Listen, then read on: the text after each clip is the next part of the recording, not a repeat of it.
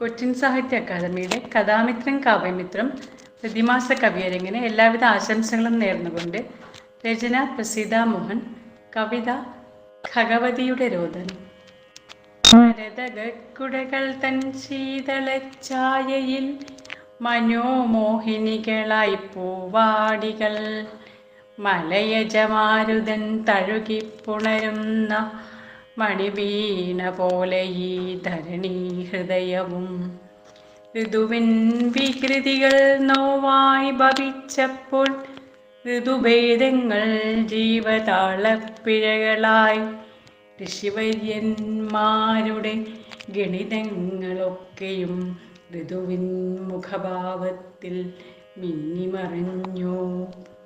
സത്യവും ധർമ്മവും മണ്ണടിയും കാലത്തിൽ സഹനത്തിൻ നെല്ലിപ്പലകയും താണ്ടി സഹ്യന്റെ ശീതളത വറ്റിവരണ്ടപ്പോൾ സർവം സഹയാം ഭൂമിയും തേങ്ങിത്തുടങ്ങി.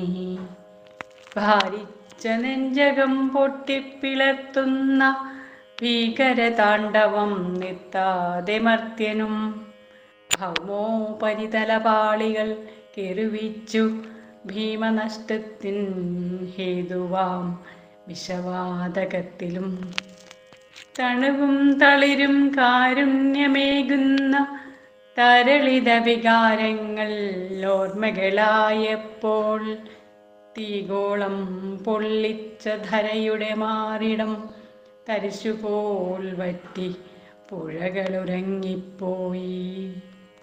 ഖനനങ്ങൾ താങ്ങാതെ ഞെട്ടിയ ഹൃത്തിലും ഭഗവതി തന്നുടെ ദീനരോദനമുയർന്നു. ഖേദിച്ചു ക്ഷമയോടെ കാത്തിട്ടും ഭഗവതി തൻ നെഞ്ചകം തൻ മക്കളാൽ വെട്ടി പിളർക്കുന്നു.